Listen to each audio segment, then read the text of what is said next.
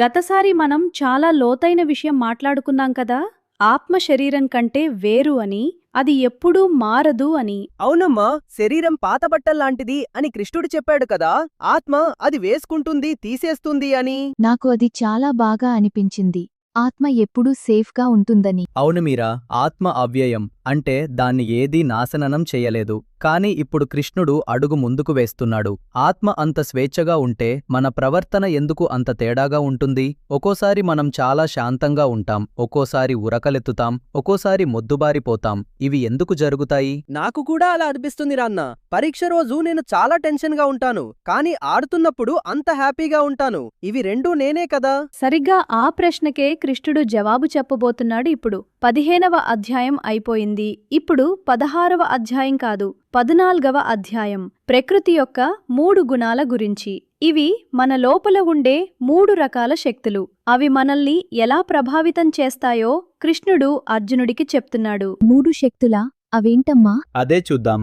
అమ్మ చదువుతుంది. శ్రీ భగవాను వాచ పరం భూయః ప్రవక్ష్యామి జ్ఞానానాం జ్ఞానముత్తమం యజ్ఞాత్వా మునయః సర్వే పరాం సిద్ధిమితో గతాః.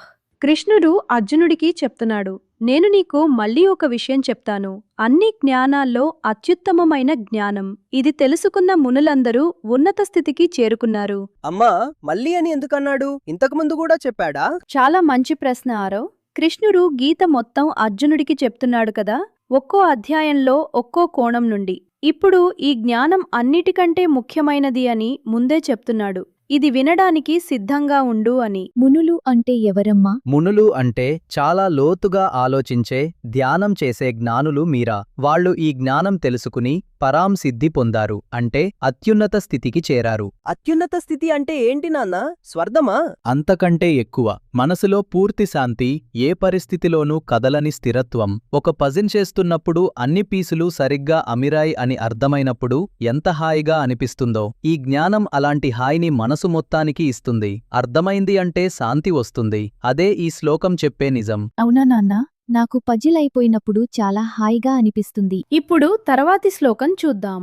ఈ జ్ఞానం ఏం చేస్తుందో కృష్ణుడు మరింత స్పష్టంగా చెప్తున్నాడు. ఇదం జ్ఞానముపాశ్రిత్య మమ సాధర్మ్యమాగతాః సర్గేపి నోపజాయంతే ప్రళయేన వ్యథంతి చంతిచ.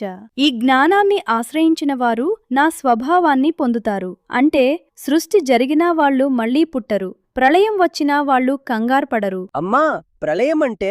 ప్రళయం అంటే అన్నీ అయిపోయే సమయం. కానీ ఆరో, ఇక్కడ అది భయపెట్టడానికి చెప్పడం లేదు. అర్థం ఏంటంటే, ఈ జ్ఞానం ఉన్నవాళ్లకి ఏ పెద్ద మార్పు వచ్చినా వాళ్ల మనసు చెదిరిపోపోదు, స్థిరంగా ఉంటారు. నాన్నా, ఎగ్జామ్ రిజల్ట్ వచ్చినప్పుడు అన్నయ్య చాలా కంగారు పడతాడు. ఆ జ్ఞానం ఉంటే కంగారు పడకుండా ఉంటాడా? మీరా? సరిగ్గా అదే. ఈ జ్ఞానం మనల్ని అలాంటి స్థిరత్వానికి తీసుకెళ్తుంది.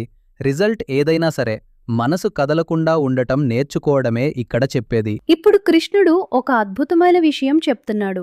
అన్ని ప్రాణులు ఎక్కడ నుండి వస్తాయో. మమ యోనిర్మహద్ బ్రహ్మ తస్మిన్ గర్భం దధామ్యహం సంభవః సర్వభూతానాం తతో భవతి భారత.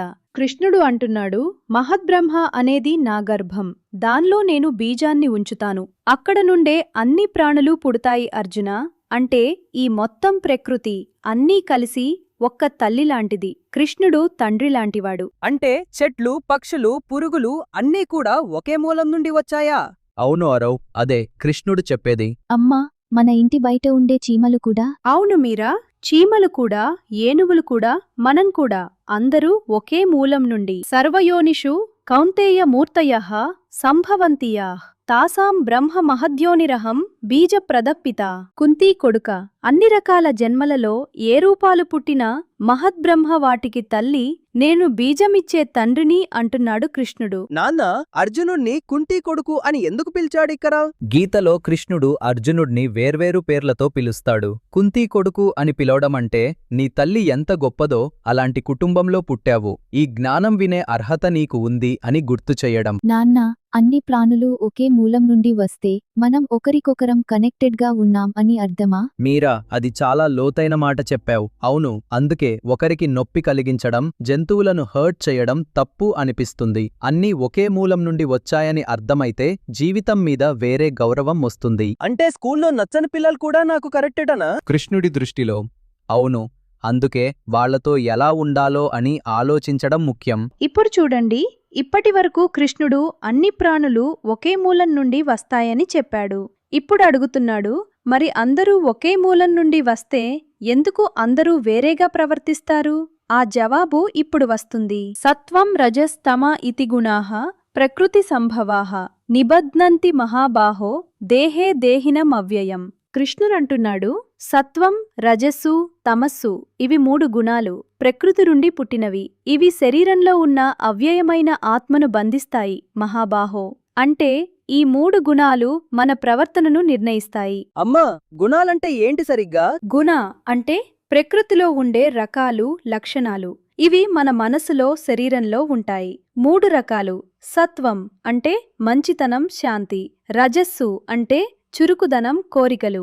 తమస్సు అంటే మొద్దుదనం, నిద్ర, అజ్ఞానం. అమ్మా, ఇవి 3 అందరిలో ఉంటాయా? అవును మీరా, అందర్లో 3 ఉంటాయి. కానీ ఒక్కో సమయంలో ఒక్కో గుణం ఎక్కువగా ఉంటుంది. ఒక్కోసారి మనం చాలా శాంతంగా, క్లియర్గా ఆలోచిస్తాం, అది సత్వం. ఒక్కోసారి చాలా ఎనర్జీగా ఏదైనా సాధించాలని ఉంటుంది, అది రజస్సు.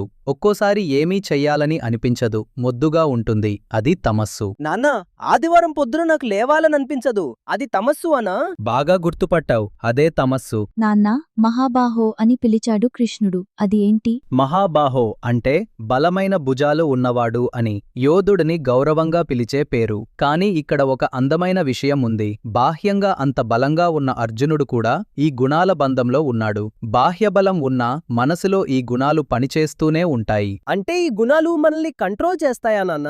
అవి మనల్ని ప్రభావితం చేస్తాయి, కాని మనం వాటిని అర్థం చేసుకుంటే అవి మనల్ని పూర్తిగా కంట్రోల్ చేయలేవు. అందుకే ఈ జ్ఞానం ముఖ్యం. ఆరవ్, మీరా, ఇప్పుడు మనం ఈ 3 గుణాలను మరింత దగ్గరగా చూద్దాం. సత్వం అంటే ఏంటో కొంచెం ఆలోచిద్దాం. అమ్మా, సత్వం అంటే మంచితనం అన్నావు కదా, అది ఎలా అనిపిస్తుందో నాకు తెలుసు. ఒక్కోసారి బుక్ చదువుతున్నప్పుడు చాలా క్వైట్గా అనిపిస్తుంది లోపల. అది చాలా బాగా చెప్పావు మీరా. సత్వం అనేది ఒక రకమైన క్లారిటీ, లోపల స్పష్టంగా, శాంతిగా అనిపించడం. మంచి పని చేసినప్పుడు, నిజం చెప్పినప్పుడు ఆ హాయి అనిపించడం సత్వం. నాన్నా, రజస్సు గురించి మరింత చెప్పు, అది చెడ్డదా? చెడ్డది కాదు ఆరవ్. రజస్సు అంటే చురుకుదనం, ఏదైనా సాధించాలని ఉండే కోరిక. ఒక గేమ్ గెలవాలని, ఒక ప్రాజెక్ట్ పూర్తి చేయాలని, ఆ ఎనర్జీ రజస్సు. కానీ అది మరీ ఎక్కువైతే నిద్రపోలేం, ఏదైనా దొరకకపోతే కోపం వస్తుంది. నాకర్థమైంది. ఒక్కోసారి గేమ్ ఆడాలని చాలా ఉంటుంది, అమ్మ ఆపితే చాలా కోపం వస్తుంది, అది రజస్సు కదా? సరిగ్గా. నాన్నా, తమస్సు అంటే నిద్ర మాత్రమేనా? కాదు మీరా, తమస్సు అంటే అజ్ఞానం, మొద్దుదనం, ఏమీ చెయ్యాలని అనిపించకపోవడం. నిద్ర అందులో ఒక భాగం. కానీ ఒక్కోసారి మనం తప్పు చేస్తున్నాం అని తెలిసినా పట్టించుకోకపోవడం కూడా తమస్సే. నాన్నా, ఇవి 3 రోజూ మనలో మారుతూ ఉంటాయా? అవును, పొద్దున్న లేచినప్పుడు, రాత్రి పడుకునే ముందు, ఎగ్జామ్ టైంలో, ఆడుతున్నప్పుడు ఒక్కో సమయంలో ఒక్కో గుణం ఎక్కువగా ఉంటుంది. ఇది అర్థం చేసుకోవడమే ముఖ్యం. మన లోపల ఏం జరుగుతుందో అర్థమైతే మనం మెల్లగా దాన్ని బ్యాలెన్స్ చేసుకోగలం. అదే ఈ జ్ఞానమిచ్చే బలం. ఆరవ్, మీరా, ఇప్పుడు ఒక్క నిమిషం ఆలోచించండి. ఈరోజు మీరు ఎలా ఉన్నారు?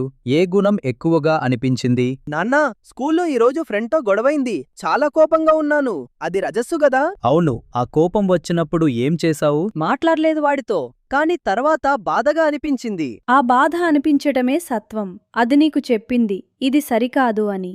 మనసు లోపలే ఒక చిన్న గురువు ఉంటాడు. అమ్మా, నాకు ఈరోజు హోంవర్క్ చేయాలని అనిపించలేదు, అది తమస్సు అనా? అవును మీరా, కాని చివరికి చేశావు కదా. చేశాను. చేసిన తరువాత హాయిగా అనిపించింది. అది సత్వం వైపు మళ్ళడం, తమస్సు నుండి సత్వం వైపు వెళ్లడం. అదే కృష్ణుడు చెప్పే బ్యాలెన్స్. నాన్న, అర్జునుడికి యుద్ధ సమయంలో ఏ గుణం ఎక్కువగా ఉంది? మొదట్లో తమస్సు ఉంది, కంగారు, అయోమయం, ఏం చెయ్యాలో తెలియకపోవడం. తర్వాత రజస్సు కూడా ఉంది, కోపం, బాధ. కాని కృష్ణుడు మాట్లాడుతూ అతన్ని సత్వం వైపు తీసుకెళ్తున్నాడు, స్పష్టంగా చూడగలిగే స్థితికి. అందుకే ఈ జ్ఞానం అత్యుత్తమమైనది అని మొదటి శ్లోకంలో చెప్పాడు. మన లోపల ఏం జరుగుతుందో అర్థమైతే మనం మెల్లగా మంచి దిశలో వెళ్ళగలం. అది తెలుసుకోవడమే నిజమైన సెల్ఫ్ నాలెడ్జ్. అమ్మా, మరి మనం ఎప్పుడు సత్వంలోనే ఉండగలమా? అది చాలా మంచి ప్రశ్న ఆరవ్. ఆ జవాబు కృష్ణుడు ఇంకా చెప్తాడు. ఈ 3 గుణాలు ఎలా పనిచేస్తాయో, ఏ గుణం ఎప్పుడు పెరుగుతుందో, దాన్ని ఎలా అర్థం చేసుకోవాలో. నాన్నా, నాకు ఒక్క విషయం అర్థమైంది. మనం తమస్సులో ఉన్నప్పుడు మనల్ని మనం చూసుకోగలిగితే మెల్లగా బాగవుతాం కదా. మీరా, అది చాలా లోతైన మాట.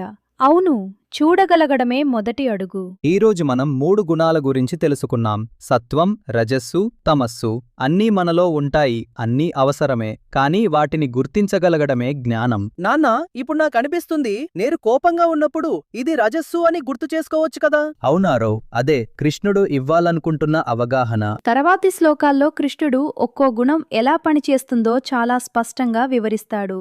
సత్వం ఎప్పుడు పెరుగుతుంది, రజస్సు మనల్ని ఎక్కడికి తీసుకెళ్తుంది, తమస్సు ఎలా మనల్ని కప్పేస్తుంది. అంతేకాదు, ఒక్కో గుణంలో మనిషి చనిపోతే ఏమవుతుందో కూడా చెప్తాడు. అమ్మా, గుణం బట్టి చనిపోతే వేరేగా ఉంటుందా? అది కృష్ణుడే చెప్పని.